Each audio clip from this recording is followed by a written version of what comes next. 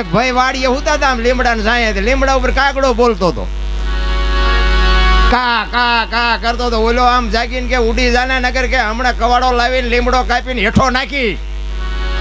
કાગડો વિચાર કરે તું કવાડો લીયા લીમડો કાપ ને પડે ને હું રહેતો હોઈશું. ફરીને મીડ્યો બોલવા, એટલે એ કે વયો જા, તોય ન વિડ્યો. ફરીને બોલ્યો ને એ કે રે હું ઝૂંપડામાંથી કવાડો લઈ આવું. એ ઝૂંપડામાં જઈ અને બંદૂકની નાળી કવડા હોરી નાખીને કર્યો ભડાકો. કાગડો મરતા મરતા બોલ્યો, માણા બોલે છે કઈ ને હાલે છે કઈ. લેવા ગયો કવાડો ને મારા દીકરે ભડાકો કર્યો. માણાના બાપુ કોઈ ભરોસા નથી. અમને ખબર છે આ મેં બોલી 21 છે ને ગઈ 21 ત્યાં સુધી, પછી તમે અમને નથી કહેવાના ગાવજો ભજનભાઈ, એ અમને ખબર છે. પણ અમને તો અમારી એક વાણી ઉજળી કરવા, મારો કહેવાનો અર્થ આ તો ગંગા હાલી જાય, પીવો ન પીવો તમારી મોજ છે રામ. બાકી અમને જે સંતોએ આપ્યું છે એ ઉજળી કરવા માટેની વાત છે. બાકી મરી જવાનું છે વાત પાકી. જીવનમાં કાંઈક જીવન એવું જીવાય કે જગત આપણને યાદ કરે. આ જેટલા મહાપુરુષો છે એ બધાને આપણે યાદ કરી, કોઈ આપણા હગા નથી થતા. હમણાં વચરાજની વાત કરી, તમે વિચાર તો કરો, ગાયું વાળાને ગાયું શું કામ મરવું પડે? પણ બાપુ એવી ખુમારી હોય રામ કે મારા ગામની ગાયું છે રામ, મારા ગામની દીકરી છે, મારા ગામનો સાધુ છે. બાપુ ખપી ગયા રામ. એની વાંહે જો ભલામણા આપણે એક હારા બે વેણ નો કહી હકીતો તો ભાઈ. અમે એકવાર અમદાવાદમાં ગયો તો હું, એ પાનની દુકાને અમે ઉભેલા. આ બનેલી હકીકતની વાત તમને કરું. એમાં બે પોલીસ ખાતામાં નોકરી કરતા હતા, બે જમાદાર હતા ને, આમથી ઢોરા બધા હાંકતા ઓલી સિટીમાં ઢોરા કંદડતા હોય ને, એટલે કોઈ અરજી બરજી કરી છે ઢોરાને બહાર કાઢીને પાંજરાપોળમાં મૂકવા જવાનો હોય ગમે હોય. એમાં એ બે જમાદાર ગાયો હાંકીને આમ જતા હતા. એમાં એક ગાય એક જમાદારની વાહે થઈ આમ માથું મારવા. એટલે ઈ જમાદાર અમે ઉભા હતા ને અહીંયા થોડા આવતા રહ્યા. એટલે મેં કીધું જમાદાર શું પણ આ બજારી જ્યાં ખાય ગાયું છે ઢોરા છે જ્યાં ખાઈ પીવે ખાવા દો ને. મેં કીધું આ શું કામ ને આવું કરો છો? નોકરી કરી છે અમને તો કે અમારે કરવું પડે ને. પછી મેં એમને પૂછ્યું તમે કેવા છો? એટલે એક ભાઈએ કીધું એ કે બ્રાહ્મણ છું. બીજા ભાઈને પૂછ્યું, મેં કીધું તમે કેવા છો? એ કે હું દરબાર છું. મેં કીધું ભલા માણા, આ દરબારો ગાયું હાટું થઈને તો ગલીએ ગલીએ ખોટા થઈને ખોડાણા છે ને તમે ગાયું ના હાંકો છો રામ? ઈ કે પેટ આટું બધું. અરે તારા પેટને બાપુ ઓજરા ફોડી નખાય, ફોડી. આ જિંદગીમાં રોટલા ક્યાં નથી? કીડીને કણ હાથીને મણ 1000 હાથ વાળો દે છે ગાંડા. અને મેં એમ કીધું કે નો ભરાતું હોય તો ફોડી નખાય, ગાયુની વાહે આ દિશા ન હોય. અને તેથી બાપુ દરબારે નહોતો છોડ્યો, પણ એ બામણે બાપુ પટ્ટો કેડે છોડ નાખ્યો હોય ને, હબાકો આવી ગયો. એટલે મેં કીધું ભૂદેવ કેમ તમે પટ્ટો ખોલ્યો? એ કે પોલીસ સ્ટેશન પહોંચું ત્યાં સુધી નોકરી કરવી છે ને, હવે નોકરી કરું તો બામણના પેટનો નહીં. આજ મને ખબર પડી કે આવા હજીએ જીવે છે બાપુ. ગાયું હાટું બાપુ માથા દઈ દીધા, માથા. આમ તમને વિચાર તો કરો કે સોરીએ સીડેલો હોય અને ઈ વરમાળાયું ચોડીને ઘોડે સીડ્યા છે, એને કઈ આ જીવનનો મોહ જ નહીં હોય રામ. મારે થવું છે વસરાજ લ્યો, પણ અમારી પેટી જીકર નથી હાલતી.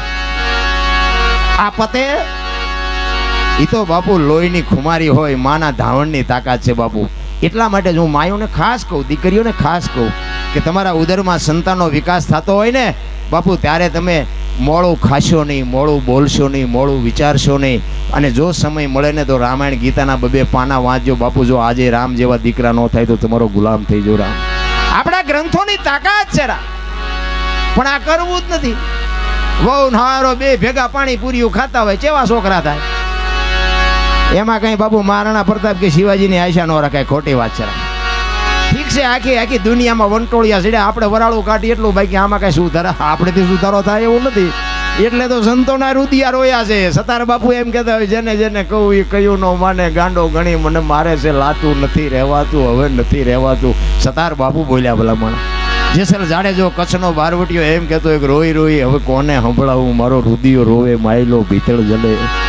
અરે દેવીદાસ બાપુની ભેળા અમરમાં એમ કહેતા હોય કે હાલ રે ફકીરી મારી દેવાંગી વિના બીજું કોણ જાણે મારા ભજનને. આ દેવાંગી સમજી શકે, આ જગત શું સમજી શકે રામ? સંતો તો બાપુ રુદિયા રોયા છે, પણ માણા માર્ગે જ ચડવા. આ બાવાને શું માગી ખાવ, ત્યાં દીધી 10ની નોટી તે ઘણા કે કે આ સાધુને બ્રાહ્મણોને શું કે પગે લગાડવાના ને કે પૈસા મળે ને આરતી ઉતારે ને પગે એ લાગે ને પૈસા મૂકે. મેં કીધું આ પૈસા મૂકે છે ને એથી 4 ગણા ગાળ્યું દે એ તને નહીં ખબર હોય. અરે આ સંત નો હોત સંસારમાં તો હળગી જાત બ્રહ્માંડ જ્ઞાન કેરી લેર છે ઠારત ઠામો ઠામ. બાપુ આ બાવલિયા નો હોત ને તો તમે નું જાત ક્યાં ઈ તો કયો મને રામ. એક ગામડું ગામ હતું ને તમારા ગામ જેવો, એમાં એક નાની એવો આશ્રમ અને થોડીક ગાયો ને એક સાધુ રે. સાંજ સવારે બધા ડાયરો અહીંયા જાય, સત્સંગ કરે, ધૂન કરે, ભજન કરે, 1-2 કલાક રોજ બે. એમાં એક દિવસનો સમય અને બાપુ બધા ભજન વાળાનો અમને ખબર છે આમાં કેટલા અમારા ટકા કાઢતા છે, બધા ભજન વાળા નો હોય. એટલે ઈ અહીંયા જે ડાયરો આવતો હતો ને એમાં 1-2 આપલાખણા બેઠેલા. કારણ કે સમુદ્ર મંથન થયું ને ત્યારે બધી વસ્તુ નીકળી ને પછી છેલ્લે ઝેર નીકળ્યું. ભોળાનાથ આવ્યા ને તો કે કાંઈ વધ્યું તો કે ઝેર છે તો લાવો આપણે ઝેરે હાલ છે. પછી બધાને એમ થયું લેને એક ઝડકો માર્યું કંઈક નીકળે તો કોડા નીકળ્યા. હવે કોડાનું શું કરવું? એ કે કોડા ભગવાનને ભોળાનાથને કીધું કે ઝેર હોય બીજું લાવો, કોડાનું ન પોગું, કોડામાં નથી જોત. તો કે હવે આનું કરવું શું? એ કે પ્લેનમાં લઈને ફેરવો. એ કે એ ગામડે ગામડે 2-3 નાખી દો. એટલે અમે પ્રોગ્રામમાં જઈએ એટલે અમને ખબર પડે ક્યાંક જઈએ તો આપણે એમ થાય કે અહીંયા પ્લેન ઊંધું પડેલું છે.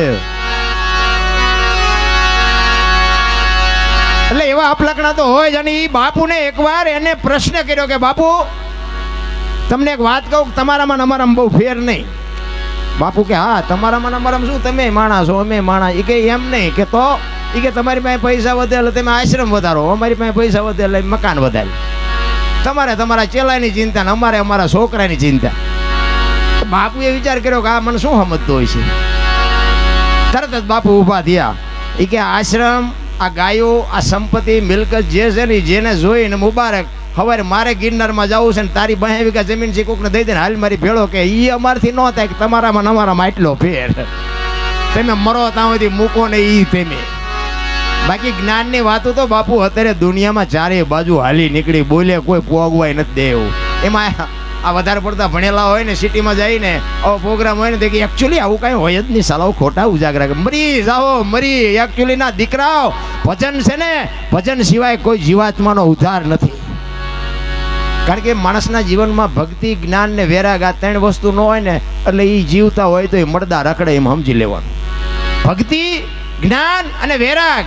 ભક્તિ છે એ સીતાજી છે, જ્ઞાન છે ને એ રામ છે, અને વૈરાગ છે એ લક્ષ્મણ છે. આ 3 ન હોય ને એટલે પૂરું થઈ જાય, જીવનમાં કાંઈ છે એની વાત. બાકી જીવે બધાય, પાપ કરે છે એ જીવે છે ને પુણ્ય કરે છે એ જીવે છે, પણ એનો હવાજ નહીં. એમ જેટલા મહાપુરુષો છે ને એમાં એક શક્તિનો હાથ છે. નકર બાપુ આ દુનિયામાં કોઈ શક્તિ ઓળખત નહીં, કોઈ સંતને ન ઓળખે. આ તમે હમણાં હાથની હથેળીમાં રાખો અને તમે અમારા ગાય મીન પર આવ્યા હોય અને પછી એમ કહો ઘરે હાલો હાલો, તમે તો અમને બહુ મોજ ગયો, હાલો હાલો ચા પાણી રોટલા સિવાય જવાય. હવે આમ ડેલામાં લઈ જાઉં પછી રહોડામાંથી હાણીશું લોટા મંડે ઉડવા, ચા જવું.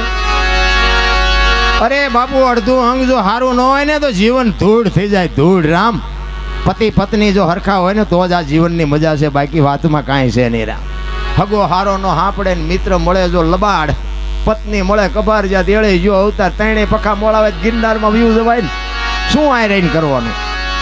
એમ બાપુ રોટલો છે ને દુનિયામાં બહાર તમારી વાહ થતી હોય ને એ બાપુ ઘરે તમારું બૈરું. એક રામાયણનો પ્રસંગ, જેથી રામચંદ્ર પરમાત્મા અને રાવણનું જેથી યુદ્ધ હતું ને એ લંકાના પટાંગણમાં મેઘનાથનું બાણ વાગ્યું અને લક્ષ્મણ મૂર્છિત થઈ ગયો. તેથી બાપુ બેઠો કેવી રીતે થયો? એ બાપુ અહીંયા અયોધ્યામાં ઉર્મિલાની ભક્તિની તાકાતથી બાપુ લક્ષ્મણ બેઠો થયો છે, બાકી ખોટી વાત છે. કારણ કે રામાયણના ઊંડાણમાં કોઈ ગયું જ નથી. હનુમાનજી મહારાજ જેથી સંજીવની લઈ અને પર્વત ઉપાડીને આવતા હતા અને ભરત મહારાજ જોઈ જાય અને એને એમ થયું કે આ મારો ભાઈ વનમાં છે, અહીંયા કંઈક નાખશે તો આ કોઈક રાક્ષસ લાગે છે. એક બાણ માર્યું ને બાપુ હનુમાનજીને હેઠા નાખ્યા. હનુમાનજીનો પાવર ઉતરી ગયો. મને એમ હતું હું ન હોય તો આ કોણ પગાડે, અને આ મારી દીકરી મને ફણા વગરનું બાણ માર્યું તો હેઠો નાખ્યો. અને રામ કહીને હનુમાનજી પડ્યા અને ભરતને એમ થયું કે આ તો રામનું નામ લે છે.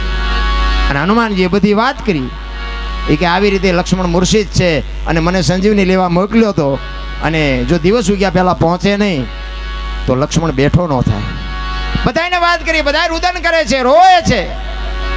સુમિત્રા અને ઉર્મિલા બે નથી રોતા.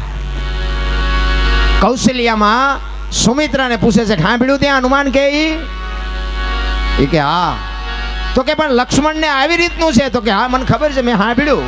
તો કે તને દુઃખ નથી થતું? એ કે દુઃખ શું થાય, એનો કદાચ બાજરો ખૂટી રહ્યો છે, હજી રામની સેવા કરવા મોકલે એવો એક શત્રુધન તો છે હજી મારી પાસે. વિચાર કરજો તમે, કેવી માયું, કેવા સંતાન. ઉર્મિલાને પૂછ્યું કે લક્ષ્મણ મૂર્છિત છે, તને કાંઈ નથી થતું? એ કે અહીંયા હૂતું છે કોણ? એ કે લક્ષ્મણ હૂતા છે રામના ખોળામાં. અને રોવે છે કોણ? તો કે રામ. તો કે જે દુઃખ હોય ને રોવે, આરામ તો કોણ કરતો હોય? જે સુખ હોય એ જ હૂતો હોય. લક્ષ્મણને કાંઈ ન થાય. શું કામ? એના રૂવાડે રૂવાડે રામ છે, એને બાણ કોઈ દી વાગે નહીં રામ.